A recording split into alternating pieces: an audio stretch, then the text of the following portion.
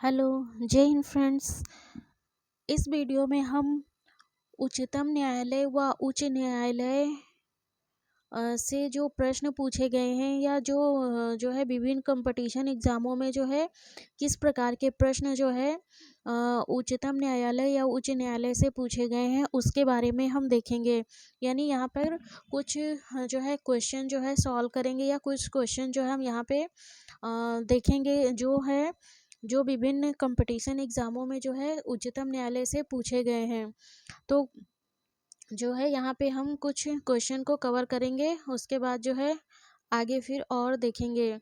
तो यहाँ पे हम देखते हैं सबसे पहले जो है उच्चतम न्यायालय में जो है उच्चतम न्यायालय से जो है क्या क्या प्रश्न पूछे गए हैं।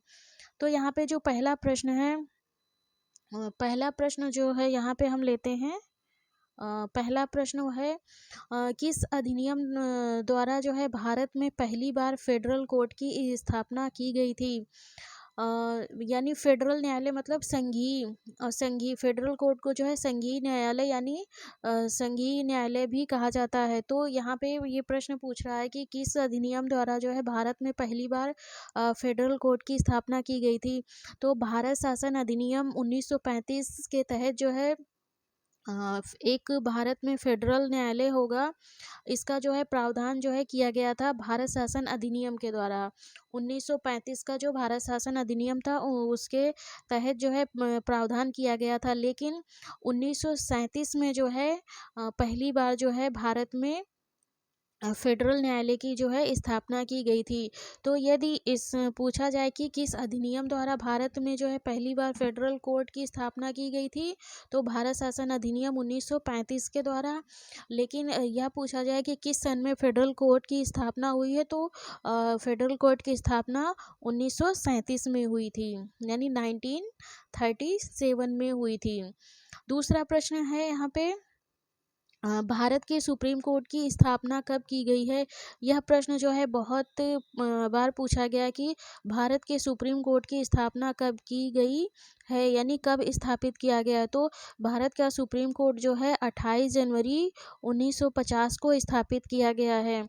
यानी 26 जनवरी 1950 को जो है भारत का संविधान लागू हुआ और 28 जनवरी 1950 को जो है 50 को जो है भारत की सुप्रीम कोर्ट की स्थापना की गई है। अगला तीसरा प्रश्न हम लेते हैं। तीसरा प्रश्न यहाँ पे है सुप्रीम कोर्ट का प्रावधान संविधान के किस भाग में और किस अध्याय में किया गया है। तो भारतीय संविधान में सुप्रीम कोर्ट का जो प्रावधान किया गया है वो भाग 5 में किया गया है और भाग 5 के अध्याय 4 में किया गया है। तो इस प्रकार के प्रश्न जो है अब जो है पूछना मतलब स्टार्ट हो गए हैं कि किस अध्याय में दिए गए हैं और किस भाग में दिए गए हैं। तो ये भी जो है याद रखना पड़ेगा। चौथा प्रश्न यहाँ पे देखते हैं कि चौथे प्रश्न में जो है संविधान में सुप्रीम कोर्ट के बारे में किस अनुच्छेद से किस अनुच्छेद तक प्रावधान किया गया है। ये भी प्रश्न बनता है कि यानी सुप्रीम कोर्ट के बारे में जो है प्रावधान किस अनुच्छेद से किस अनुच्छेद तक दिया गया है। तो अनुच्छेद 124 से लेकर इसका आंसर होगा अनुच्छेद 124 से लेकर अनुच्छेद 147 तक में जो है सुप्रीम कोर्ट के बारे में प्रावधान किया गया है। अगला प्रश्न पांचवा प्रश्न जो है देखते हैं, मूल संविधान में सुप्रीम कोर्ट में न्यायाधीशों की संख्या कितनी थी।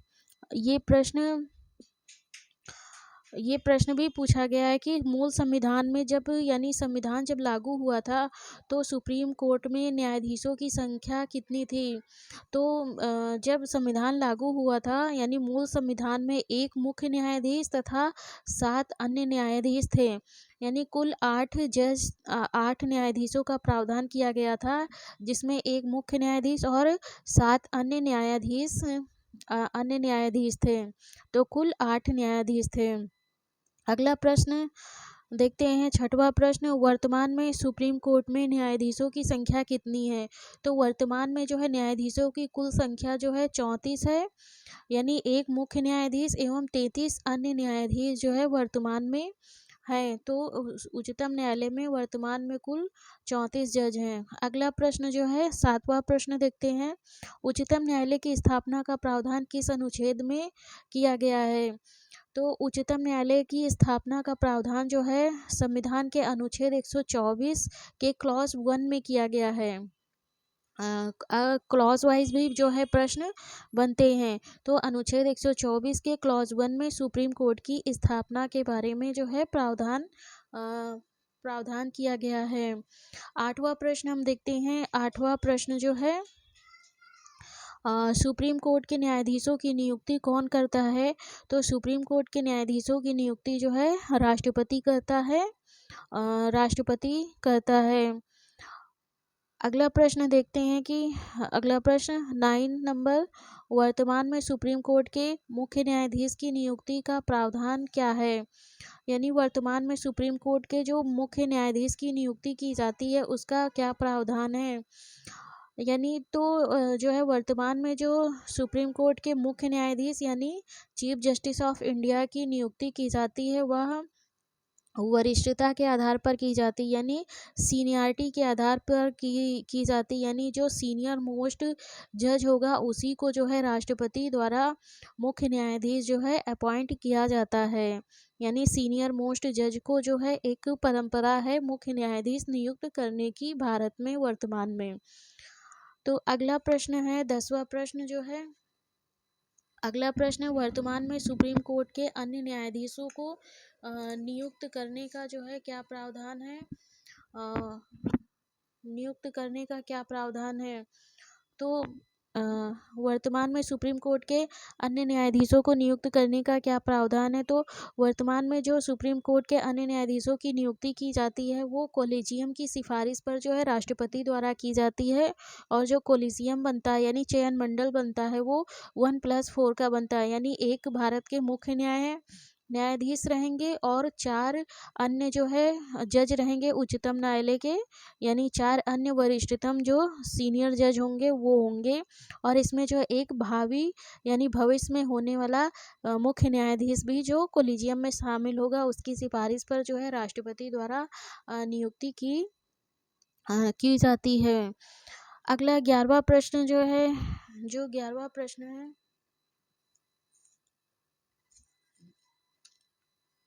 हाँ, जो 11वां प्रश्न है यह सुप्रीम कोर्ट के न्यायाधीशों का कार्यकाल कितने वर्ष का होता है? तो सुप्रीम कोर्ट के जो न्यायाधीश होते हैं उनकी जो पदावधि होती है यानी कार्यकाल होता है वह अपना 65 वर्ष तक होता है, यानी 65 वर्ष की आयु तक वह अपने पद पर कार्य कर सकते हैं। यह 11वां प्रश्न है।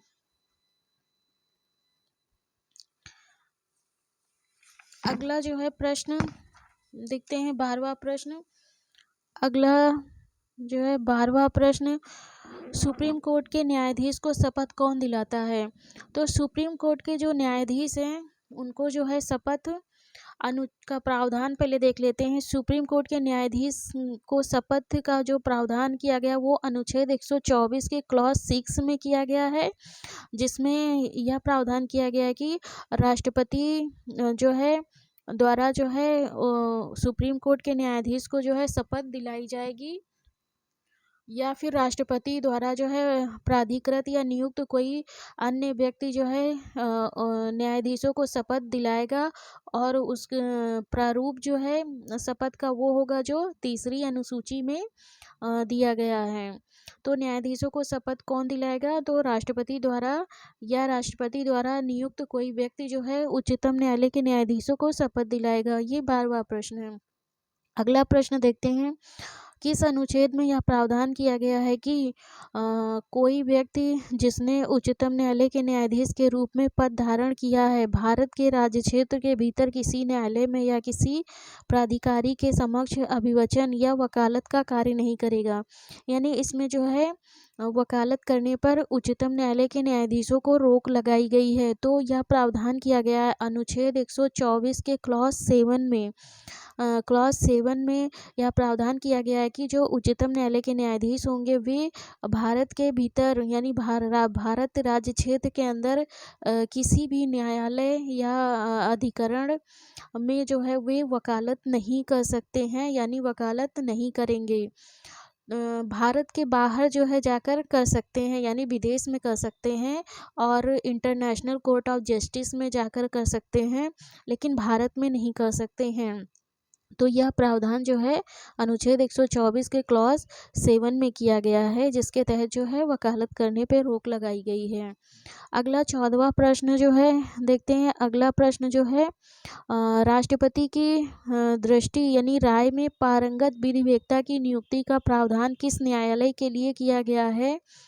तो जो है पारंगत विधिवेत्ता यानी ऐसा व्यक्ति जिसको जो है लॉ के क्षेत्र में विशेष ज्ञान है, उसको जो है जो है पारंगत विधिवेत्ता कहेंगे, यानी जिसको लॉ का नॉलेज है, उसकी नियुक्ति का प्रावधान जो है किस न्यायालय में किया गया है? तो जो पारंगत विधिवेत्ता को जो है राष्ट्रपति द्वारा जज के रूप में नियुक्त करने का प्रावधान यह केवल और केवल सुप्रीम कोर्ट के लिए है, यानी केवल सुप्रीम कोर्ट में जो है नियुक्ति की जा सकती है पारंगत विधिवेत्ता की, अन्य किसी न्यायालय के लिए ये प्रावधान नहीं किया गया है। तो अगर ये प्रश्न आता है तो केवल और केवल सुप्रीम कोर्ट के लिए किया गया है। अगला जो है 15वां प्रश्न हम देख लेते हैं। 15वां प्रश्न यह है कि सुप्रीम कोर्ट का न्यायाधीश नियुक्त होने के लिए न्यूनतम आयु क्या है? तो इसका जो आंसर होगा कि संविधान में जो है कोई न्यूनतम आयु जो है निर्धारित नहीं की गई है। अधिकतम आयु निर्धारित की गई है कि 65 वर्ष तक वे अपने पद पर कार्य करेंगे, लेकिन जो है कोई न्यूनतम आयु का प्रावधान संविधान में नहीं किया गया है। अगला जो है प्रश्न 16वां प्रश्न देखते हैं। 16वां प्रश्न जो है उच्चतम न्यायालय के न्यायाधीशों को हटाने का प्रावधान किस अनुच्छेद में किया गया है? तो उच्चतम न्यायालय के न्यायाधीशों को हटाने का जो प्रावधान संविधान में किया गया है वह अनुच्छेद 124 के क्लॉज 4 में किया गया है। अनुच्छेद 124 के क्लॉज 4 में किया गया है, जिसमें जो है हटाने की प्रक्रिया के बारे में जो है बताया गया है कि किस प्रकार उच्चतम न्यायालय के न्यायाधीशों को हटाया जाएगा। 17वां प्रश्न देख लेते हैं। 17वां प्रश्न है उच्चतम न्यायालय के न्यायाधीशों को किस आधार पर हटाया जा सकता है? तो उच्चतम न्यायालय के न्यायाधीशों को हटाने का जो है आधार क्या होगा? तो आधार जो है केवल 2 ही आधार दिए गए, यानी साबित कदाचार यानी प्रूव्ड मिसबिहेवियर, दूसरा असमर्थता यानी इनकैपेसिटी के आधार पर हटाया जा सकता है।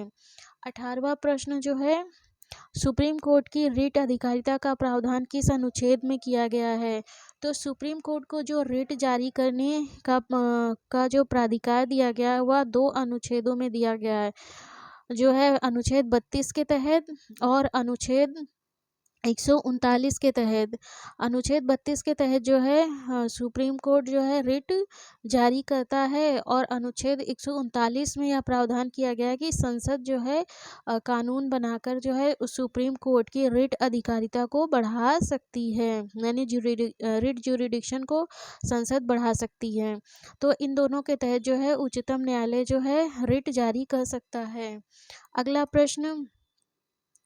जो प्रश्न है 19वां प्रश्न है सुप्रीम कोर्ट के न्यायाधीशों के वेतन व भत्तों का प्रावधान किस अनुच्छेद में किया गया है?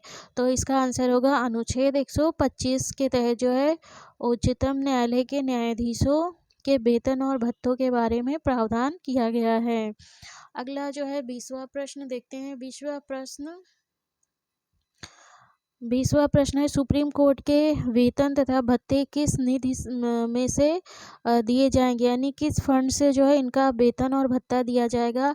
तो भारत की जो है संचित निधि से, यानी कंसोलिडेटेड फंड ऑफ इंडिया से जो है भारत के सुप्रीम कोर्ट के न्यायाधीशों का जो वेतन और भत्ता दिया जाएगा।